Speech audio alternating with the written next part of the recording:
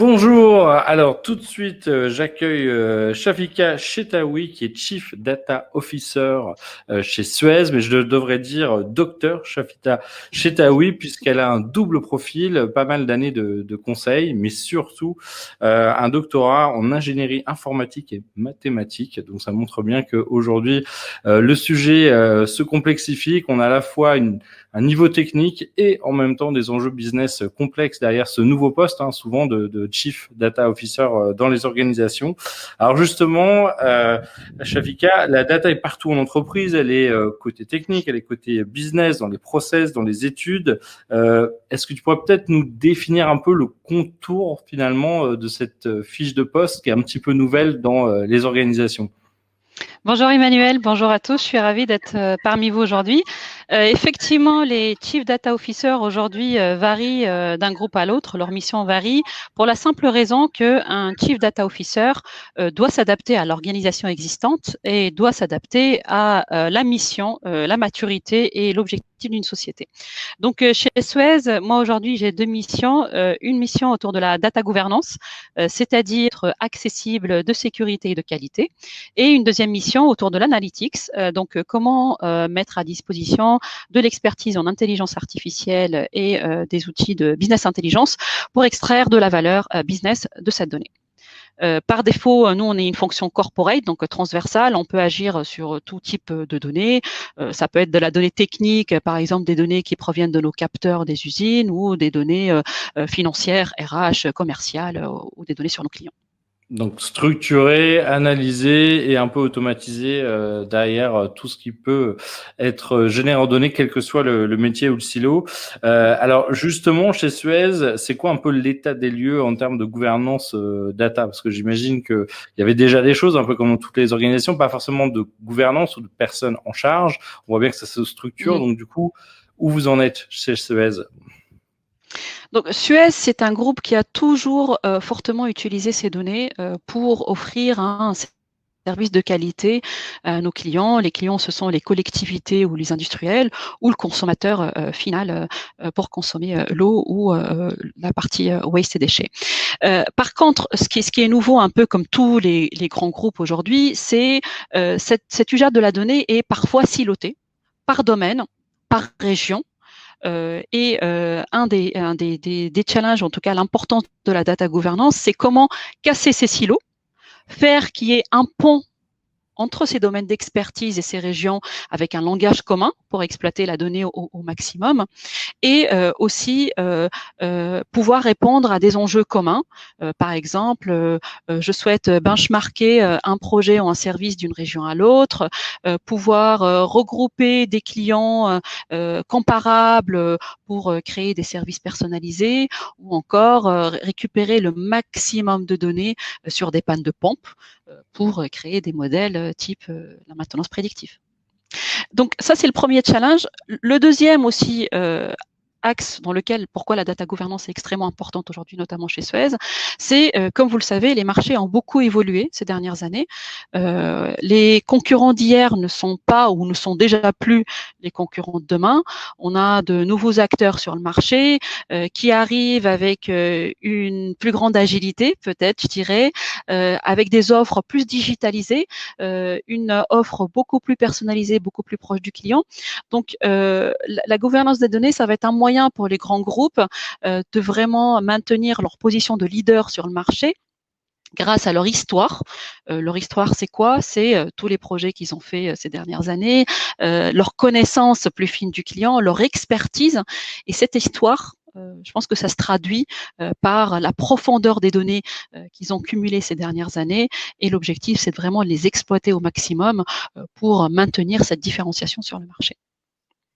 Alors tout ça, ça a l'air super simple sur le papier, mais j'imagine que le décilotage entre les BU, voilà, ça se fait pas en deux claquements de doigts. Est-ce que tu peux nous raconter un petit peu les coulisses de cette transformation depuis le commencement chez Suez? Alors, comme tu dis très bien, c'est une transformation. Donc, qui dit transformation, on dit souvent qu'elle est humaine et culturelle. Donc, il y a vraiment un accompagnement humain à faire, bien comprendre, encore une fois, où on en est le groupe, ou en tout cas l'organisation dans sa maturité sur la data. Moi, je ne pense pas qu'il y ait one size fits all. Il est important de s'adapter à ce qu'il y a et construire quelque chose qui colle à cette culture et qui puisse vraiment transformer cette culture. Donc nous, en fait, Donc un audit, un diagnostic, on va dire, personnalisé pour chaque organisation pour commencer. Exactement. Et c'est pour ça d'ailleurs qu'on a créé des Chief Data Officers à l'intérieur du groupe. Et on n'a pas demandé ça comme du consulting, comme on fait sur d'autres sujets. Donc, c'est vraiment un axe d'accompagnement interne et vraiment s'imbriquer dans la culture du groupe. Donc, nous, chez Suez, ce qu'on a fait, on a créé 3 leviers. En tout cas, on travaille sur 3 leviers pour mener cette transformation. Premièrement, le premier levier, c'est fédérer. On sait tous, hein, quand on participe à quelque chose, on y adhère un peu plus. Donc, fédéré, on a créé une data task force. Donc, c'est une communauté collaborative qui intègre plusieurs experts, les RH, l'IT, le business de tout secteur. On se réunit pour définir et déployer une gouvernance sur l'axe technique, culturel et organisationnel. Donc aujourd'hui, on est à peu près un peu plus de 130 membres dans 15 régions différentes. On se réunit tous les 2 mois avec un groupe d'une vingtaine de personnes pour définir et déployer ces modèles-là et ces piliers pour les projets les plus prioritaires et les process les plus critiques. Donc, premièrement, fédérer. Deuxièmement, c'est donner du sens et acculturer. Souvent, dans la plupart des groupes et notamment chez nous, on a quelques collaborateurs qui pensent que l'acte de mettre une donnée dans un système d'information est un acte administratif et par conséquent une perte de temps. En fait, la data n'est pas la responsabilité que de l'IT et de la data office, c'est la responsabilité de tous. Et donc, il est extrêmement essentiel d'expliquer aux collaborateurs en quoi cette donnée est importante, pour qui, et surtout, quel impact pour soi-même. L'idée, c'est de lui expliquer que demain, cette donnée de qualité permettrait à cette personne d'être augmentée. On entend beaucoup ce terme-là. Augmenter, ça veut dire lui donner les moyens d'être beaucoup plus efficace et de prendre de meilleures décisions pour son domaine. Elle lui permettra demain de se focaliser sur les tâches à plus grande valeur ajoutée. Donc, c'est important d'expliquer pourquoi cette donnée va servir au client final, puisqu'on a tous un client final quelque part, à quoi elle sert pour l'organisation et surtout à quoi elle sert à moi-même. Donc ça, c'est ce qu'on appelle donner du sens à culturer. Donc vraiment une vision, une compréhension commune, partagée des enjeux, quoi. Exactement. Et surtout, comme on dit, vraiment pour soi-même, pour que la personne comprenne pourquoi on lui demande de le faire. C'est aussi important de savoir à quoi elle va lui servir. Donc chez Suez, ce qu'on a fait pour ça, on a monté un programme de formation sur 3 ans, donc avec l'académie. C'est une équipe qui s'occupe des formations chez Suez, pour acculturer tout collaborateur à tout niveau de l'organisation hiérarchique, des leaders jusqu'aux opérateurs, en passant surtout par le middle management qu'il ne faut pas oublier, qui lui est un peu l'accordéon à gérer entre les 2 aspects. Et d'ailleurs, on commence par les leaders. On fait la formation des leaders parce qu'il est important de donner l'exemple et de maintenir le sponsorship de cette transformation. C'est une transformation qui prend du temps. Et qui dit prendre du temps, c'est important de rester toujours là pour voir les évolutions, y croire et investir encore plus. Donc ça, c'est le deuxième axe qui est donner du sens et acculturer. Et le troisième, qui est le test and learn. Parce qu'une fois, on a fédéré, une fois, on a expliqué, il faut faire en fait. Parce que pour savoir ce que la donnée fait et ce qu'elle ne fait pas, il faut faire.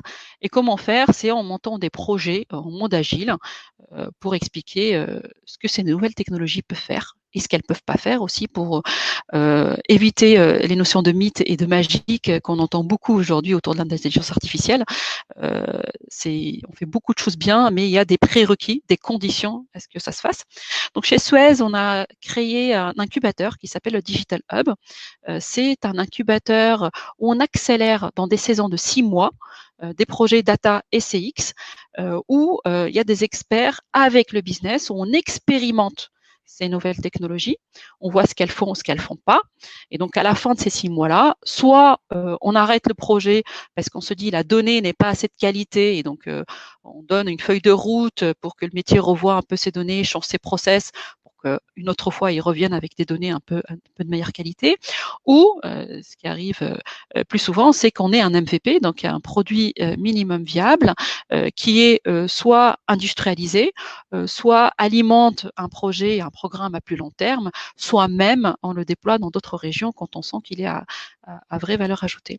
Donc peut-être je peux vous donner un exemple de la Ouais, dernière saison. On a expérimenté l'apport de la computer vision. Vous savez, la computer vision, c'est la vision assistée par ordinateur. Donc, on a des images et des vidéos et on détecte des endroits dans cette image-là. Donc, on a testé cette technologie-là à l'entrée des incinérateurs, de nos usines d'incinération. Vous savez, on a des opérateurs qui, dans leur écran, et qui reçoivent des bennes de déchets.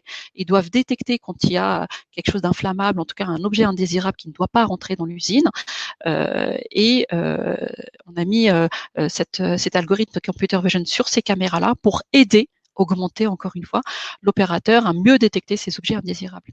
Il faut savoir que un objet indésirable qui rentre dans l'usine et qu'un opérateur n'aurait pas vu, déjà rembourse le coût du projet en computer vision. Donc, c'est extrêmement rentable dans ce cas d'usage-là. Donc, on a aussi pu montrer pendant cet exemple à l'opérateur en quoi il est augmenté et non pas remplacé. Ça aussi, c'est un aspect extrêmement important en IA, de minimiser un peu les craintes. On n'est pas là pour remplacer une ressource. Certainement, ils vont changer un peu ou leur métier va un peu évoluer, mais pour qu'ils se concentrent sur les tâches les plus importantes. Donc aujourd'hui, avec ce cas... Pardon, vas-y. Non, non, bah, merci beaucoup pour ça. Et je pense que c'était bien résumé quand on discutait tout à l'heure dans ton expression think big, start small and show value fast.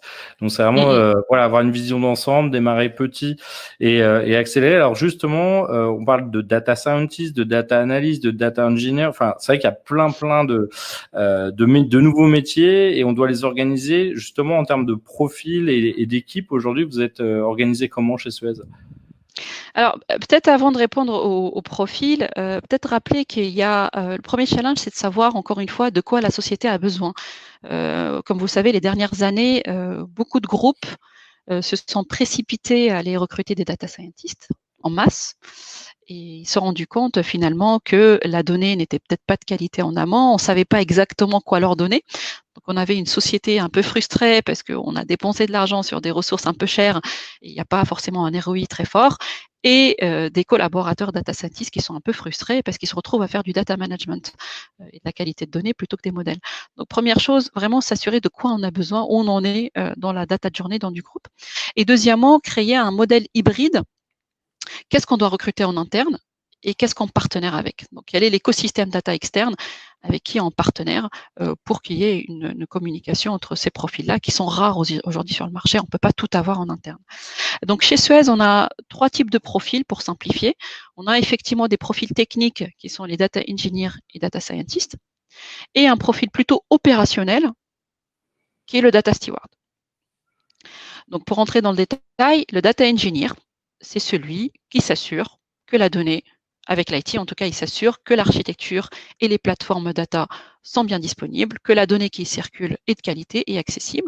C'est un peu notre plombier de la data en fait. On a les plombiers de l'eau, nous on est le métier de plombier d'eau et le data engineer c'est le plombier de la data. Et le data scientist, c'est celui qui arrive en bout de chaîne, qui développe des modèles et des algorithmes qui permettent d'extraire de la valeur à business à partir des données. Donc ça, c'est les profils plutôt techniques. Et après, vous avez le profil plutôt opérationnel, donc dans le métier, le data steward. C'est un rôle clé à déployer dans les organisations. C'est la personne dans le métier qui s'assure que la donnée est de qualité en temps réel, à la source. Donc c'est pas au moment où on veut la gérer, c'est au moment où elle est générée, c'est important qu'il assure la qualité et c'est celui aussi qui développe des rapports de données pour extraire aussi de la valeur, tester des choses, jouer avec la donnée localement et la faire parler.